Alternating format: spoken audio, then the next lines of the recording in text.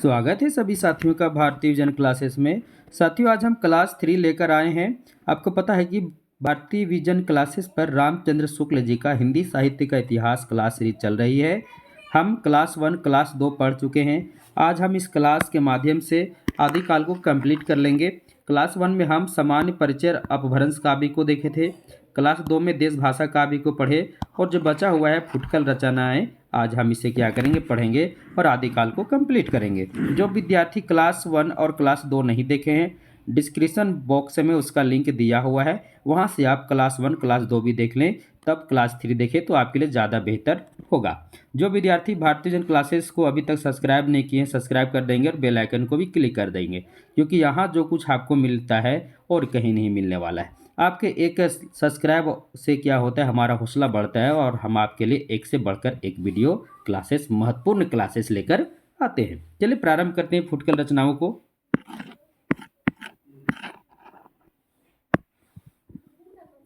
आपको पता है कि रामचंद्र शुक्ल जी ने आदिकाल को 4 प्रकरणों में बांटे थे, जिसमें से चौथा प्रकरण है फुटकल रचनाएं। 3 प्रकरण। कभी कभी प्रश्न ये भी पूछ देता है कि आदिकाल के प्रकरण 4 में क्या है, तो फुटकल रचनाएं हैं।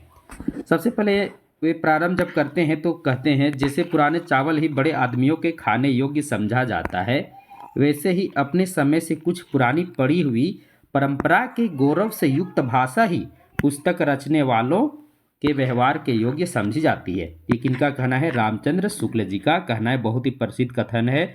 ऊपर वाला पंक्ति को याद रखना, जैसे पुराने चावल ही बड़े आदमियों के खाने योग्य समझा जाता है। जहां आपको दिखेगा किनका कथन है, तो रामचंद्र शुक्ल जी का कथन है फुटकल रचनाओं के संबंध में। अब यहाँ जो फुटकल रचनाओं के जो कवि हैं उनको देखते हैं। सबसे पहले हम चर्चा करते हैं अमीर खुसरो। तो फुटकल रचनाओं उन्होंने अमीर खुसरो और विद्यापति को रखा है, उनकी रचनाओं को उन्होंने लिया है।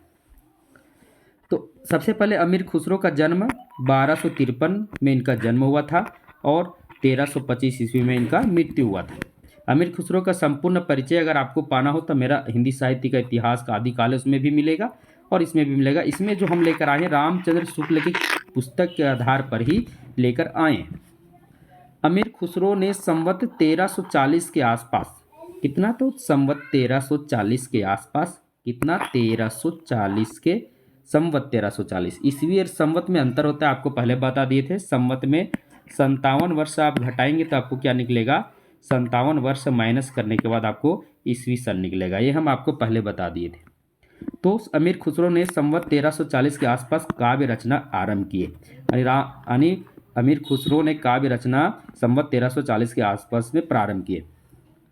शुक्ल जी ने इनका मृत्यु संवत 1389 बताए हैं। यानी शुक्ल जी ने अपने इतिहास ग्रंथ में इनका मृत्यु कितना बताए हैं, संवत 1389 ईस्वी नहीं होगा, संवत 1389। ये फारसी के बहुत अच्छे ग्रंथकार और अपने समय के नामी कवि थे। ये भी रामचंद्र शुक्ल जी ने ही कहा है। हो सकता है परीक्षा में प्रश्न आ जाए कि ये फारसी के बहुत अच्छे ग्रंथकार और अपने समय के नामी कवि थे। तो रामचंद्र शुक्ल जी ने यह कथन किनके बारे में कहा है, किनके लिए कहा है, तो अमीर खुसरो के बारे में। इनकी पहेलियाँ और मुकरियाँ बहुत प्रसिद्ध हैं, ये याद रखिएगा, बहुत प्रसिद्ध है। किनकी पहेलियाँ और मुकरियाँ प्रसिद्ध हैं, ये प्रश्न कई बार प्रतियोगी परीक्षा में पूछे जाते हैं। तो अमीर खुसरो की, अमीर खुसरो ने 2 प्रकार की काव्य भाषा का व्यवहार किए हैं। कौन कौन? तो ठेठ खड़ी बोली, यानी ठेठ खड़ी बोली बोलचाल की भाषा, जिसमें पहेलियाँ, मुकरियाँ और 2 शकुने को उन्होंने ठेठ खड़ी बोलचाल की भाषा में उन्होंने रचना की। और गीतों और दोहों को उन्होंने ब्रज भाषा में लिखा। किस में लिखा? ब्रज भाषा में लिखा। आपको पता है कि अमीर खुसरो को तूतीय हिंद भी कहा जाता है। क्या कहा जाता है? तूतीय हिंद। ये भी प्रश्न कई प्रतियोगी परीक्षा में देता है। रामचंद्र शुक्ल जी के इतिहास ग्रंथ में इसकी चर्चा कहीं नहीं था, इसलिए इसको हम बता दें, तूतीय हिंद भी क्या कहा जाता है, तो अमीर खुसरो को कहा जाता है। आगे खुसरो की भाषा बोलचाल की ओर अधिक था। ये भी बहुत ही महत्वपूर्ण है। खुसरो की भाषा जो था बोलचाल की ओर बहुत अधिक था, ताकि उनकी भाषा को लोग क्या करें, समझे। खुसरो का रचना का लक्ष्य जनता को मनोरंजन करना था। यानी खुसरो जी ने रचना करना प्रारंभ किया, उसका लक्ष्य था जनता का मनोरंजन क्या करना, तो जो जनता है उनका क्या करना, मनोरंजन करना। ये खुसरो जी का क्या था, लक्ष्य था।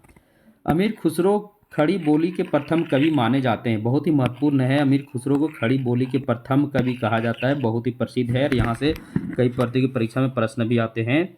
अमीर खुसरो को खड़ी बोली के प्रथम कवि कहा जाता है, इसे आप याद कर लेंगे। कई प्रतियोगी परीक्षा में आता है और आगामी जो भी परीक्षा आपका है हिंदी साहित्य से जुड़ा हुआ उसमें भी पूछ सकता है। अभी आगामी में आपको पता है कि झारखंड का जितना भी प्रतियोगी परीक्षा है, अगर आप पेपर 2 में हिंदी लिए हैं, क्या लिए हैं, हिंदी लिए हैं, तो यह क्लास आपके लिए बहुत ही महत्वपूर्ण है क्योंकि सिलेबस में लगा हुआ है। इसके अलावा जितने भी प्रतियोगी परीक्षा है, याद रखिएगा हिंदी साहित्य के इतिहास रामचंद्र शुक्ल जी से बहुत सारे प्रश्न पूछे जाते हैं, इसलिए सभी के लिए महत्वपूर्ण है।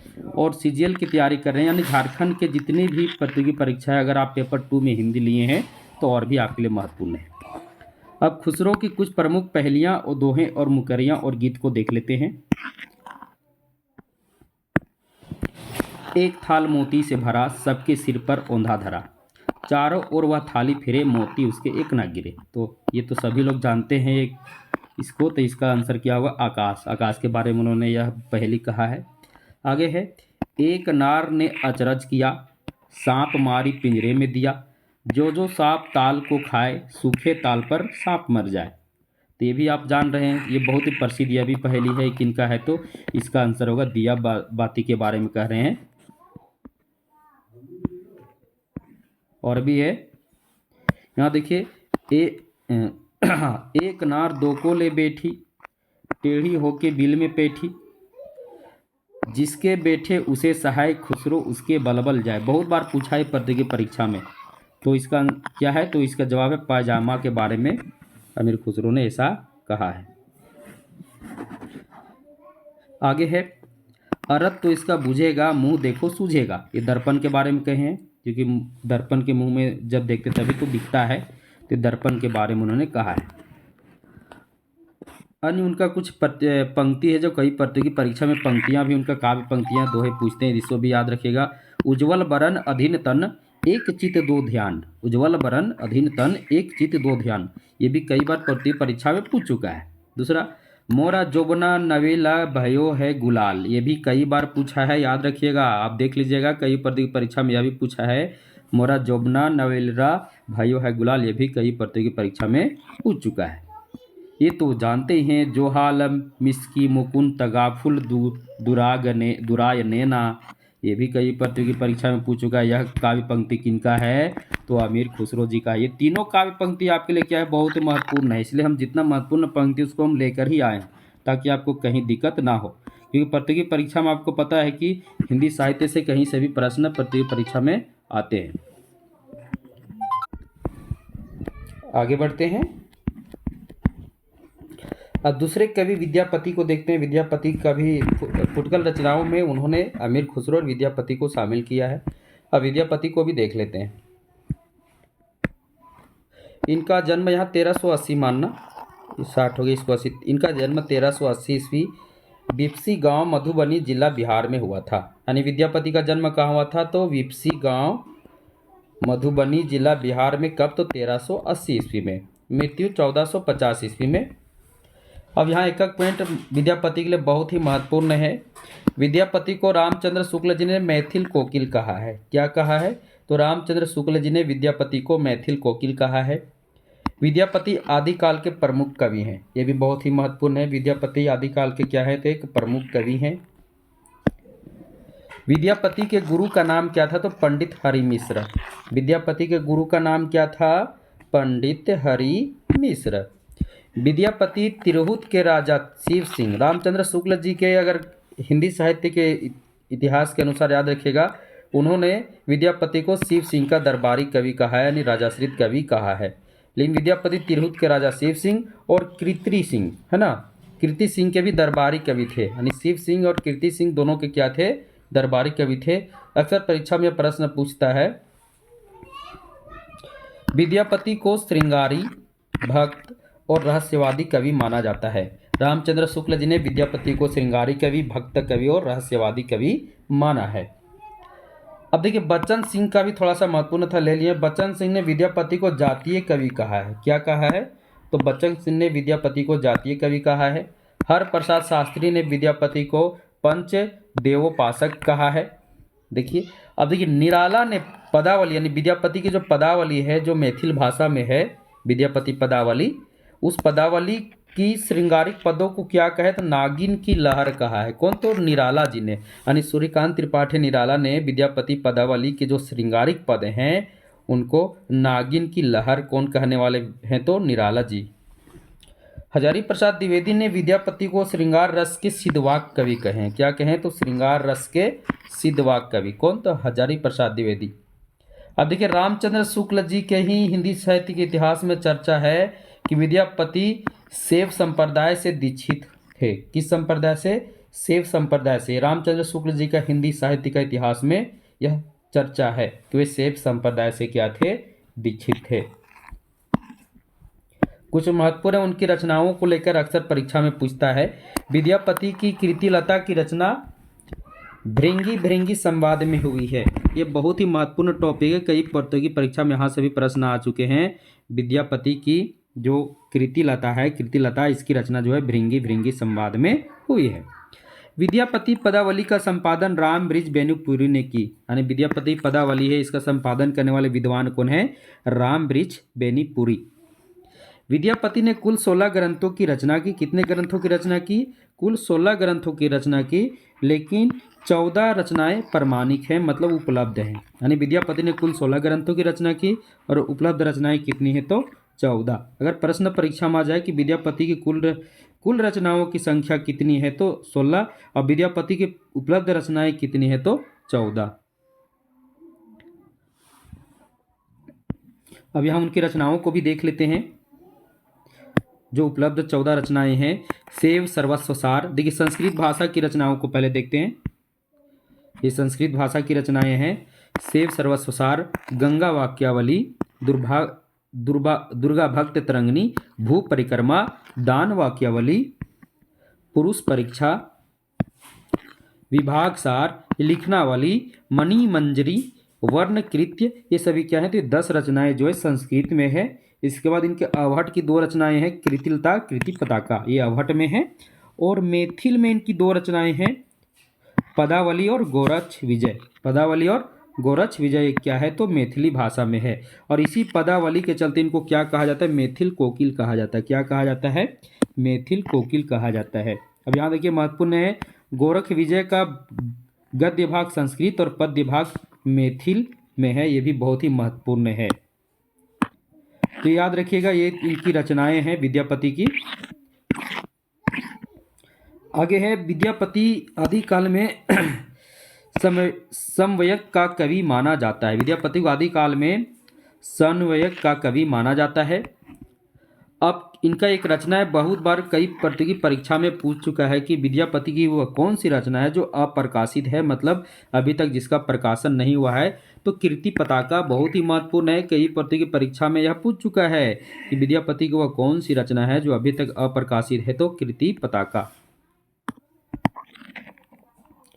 देखिए, जितना भी विद्यापति से जुड़ा हुआ था वो सब कुछ हम लेकर आए हैं। विद्यापति को अनेक नामों से भी विभूषित किया गया है। अब ये नाम कौन कौन है देख लेते हैं। मैथिल कोकिल, अभिनय जयदेव, कवि शेखर, खेलन कवि, नव कवि शेखर, कवि कंडहार, पंचानन, दशवाधान, ये सभी किनके नाम है? तो ये सभी जो हैं विद्यापति के नाम हैं। इसमें जो मुख्य रूप से ज़्यादा प्रतियोगी परीक्षा में पूछता है, मैथिल कोकिल, अभिनय जयदेव, कवि शेखर, खेलन कवि, ये ज़्यादा पूछता है किसी भी प्रतियोगी परीक्षा में। तो इसे आप याद रखिएगा, ये सभी नाम किनके हैं? तो अलग अलग विद्वानों द्वारा विद्यापति को ये सारे नाम दिए गए हैं। मैथिल कोकिल, तो मैथिल कोकिल रामचंद्र शुक्ल जी का देन है, उन्होंने ही मैथिल कोकिल कहा था विद्यापति को। आगे बढ़ते हैं। हिंदी में विद्यापति को कृष्ण गीति परंपरा का प्रवर्तक भी माना जाता है, बहुत ही महत्वपूर्ण है। हिंदी में विद्यापति को क्या माना जाता है? कृष्ण गीति काव्य परंपरा का, कृष्ण गीति परंपरा का प्रवर्तक माना जाता है। किसे? तो विद्यापति को। बहुत ही महत्वपूर्ण टॉपिक है। अब आगे देखते हैं, विद्यापति कुछ प्रमुख काव्य पंक्तियों को देख लेते हैं जो कई प्रतियोगी परीक्षा की दृष्टि से महत्वपूर्ण है और अक्सर पूछे भी जाते हैं। पहला है, देसिल बैना सब्जन मीठा। देसिल बैना सब्जन मीठा, ये तो कई प्रतियोगी परीक्षा में पूछ चुका है कि इनका पंक्ति है। तो ये पंक्ति जो है विद्यापति का है। जय सुरसा होई मम भाषा, जय सुरसा होई मम भाषा, होसई मम भाषा, ये भी क्या है, ये भी विद्यापति का है। जाति अजाति विवाह अधम उत्तम का पारक, और एक और है, पुरुष कहानी हो कहो जसु पंथ थावे पुन्नु। ये चार जो हैं, ये चारों क्या हैं, ये कृतिलता से ये सारे पद हैं। किससे है, तो कृतिलता से है। इसका पीडीएफ चाहिए तो उपलब्ध है, आप हमसे ले सकते हैं। और भी है कृतिलता से, और भी है। बालचंद विजाहू भाषा, दुहु नहीं लगाई दुज्जन हासा, हिंदू बोले दुरही निकार, छोटऊ तरुका भाभकी मार। ये भी क्या है, जितनी भी ये काव्य पंक्तियाँ सभी कृतिलता की से हैं, बहुत ही महत्वपूर्ण है। प्रतियोगी परीक्षा में यहाँ से कई बार प्रश्न आ चुके हैं। अब आगे देखिए, अब पदावली से देखते हैं। विद्यापति पदावली से है, खने खने नयन कौन अनुसरई, खने खने नयन कौन अनुसरई। उसके बाद है, सुधा मुख के विही निर्मल बाला, सरस बसंत समय भल पावली, दक्षिण पवन वह धीर। ये जो पंक्ति किससे है, तो पदावली से है। किनसे है, पदावली से है। तो इसमें से जो सबसे महत्वपूर्ण पंक्ति है, ये पंक्ति ज़्यादा महत्वपूर्ण, याद रखिएगा, जो कई प्रतियोगी परीक्षा में पूछ चुका है। देसिल बैना सब्जन मीठा, ये बहुत ही महत्वपूर्ण है और अक्सर प्रतियोगी परीक्षा में पूछ देता है। आगे देखिए, विद्यापति ने 3 भाषाओं संस्कृत, अवहट और मैथिली में 14 ग्रंथों की रचना की। 14 ग्रंथों की रचना की हम क्यों बता रहे, क्योंकि इनकी जो 2 ग्रंथ है वो अब तक उसका पता नहीं चला है, तो 14 ग्रंथ प्रमाणिक है, इसलिए 14 ग्रंथों को उन्होंने 3 भाषाओं में रचना किए हैं। अब विद्यापति रामचंद्र शुक्ल जी विद्यापति के विषय में जो प्रमुख कथन कहे हैं, ये भी बहुत ही महत्वपूर्ण है, क्योंकि यहाँ से भी प्रतियोगी परीक्षा में प्रश्न आते हैं। क्या क्या कहें, तो पहला जो है, यह कथन बहुत ही प्रसिद्ध है और कई बार आ भी चुका है प्रतियोगी परीक्षा में। आध्यात्मिक रंग के चश्मे आजकल बहुत सस्ते हो गए हैं, उन्हें चढ़ाकर जैसे कुछ लोगों ने गीत गोविंद के पदों को आध्यात्मिक संकेत बताया है, वैसे ही विद्यापति ने इन पदों को भी। ये बहुत ही महत्वपूर्ण, ये काव्य महत्वपूर्ण कथन है रामचंद्र शुक्ल जी का विद्यापति के बारे में। या इससे 2 प्रश्न पूछ सकता है, या तो पूछ सकता है कि यह कथन किनका है, तो यह कथन जो है ये रामचंद्र शुक्ल जी का, अक्सर तो बहुत सारे विद्यार्थी जानते ही हैं, लेकिन अगर पूछ दे यह कथन उन्होंने किसके बारे में, किस कवि के बारे में उन्होंने यह कथन कहा है, तो विद्यापति के बारे में कहा है। तो हो सकता है कि ये जो इधर जो अंश है इसको काट दे। आध्यात्मिक रंग के चश्मे आजकल बहुत सस्ते हो गए हैं, उन्हें चढ़ाकर जैसे कुछ लोगों ने गीत गोविंद के पदों के आध्यात्मिक संकेत बताया है। शायद यहीं पर काट कर बोल दे यह कथन किसके बारे में कहें, या फिर वैसे ही यहाँ खाली स्थान दे देगा कि इन पदों को भी, तो खाली स्थान में क्या भरना होगा, तो विद्यापति भरना होगा। तो बहुत ही महत्वपूर्ण है, इसलिए इस कथन को याद कर लें, विद्यापति के बारे में। आगे है, विद्यापति के पद अधिकतर श्रृंगार के ही हैं, जिनमें नायिका और नायक राधा कृष्ण है। ये भी बहुत ही महत्वपूर्ण है। यह कथन भी किनका है, रामचंद्र शुक्ल जी का है। विद्यापति के पद जो हैं अधिकतर किसमें, श्रृंगार के ही, यानी विद्यापति का जो पदावली है उसमें जो पद हैं उनके बारे में रामचंद्र शुक्ल जी ने कहा है, उनके पद अधिकतर क्या हैं, तो श्रृंगार के ही हैं, जिनमें नायक और नायिका कौन है, राधा और कृष्ण और राधा हैं। आगे, उन्होंने अपने पदों की रचना श्रृंगार काव्य की दृष्टि से ही की है, भक्त के रूप में नहीं। फिर विद्यापति के बारे में फिर आगे रामचंद्र शुक्ल जी क्या कहते हैं कि इन्होंने अपने पदों की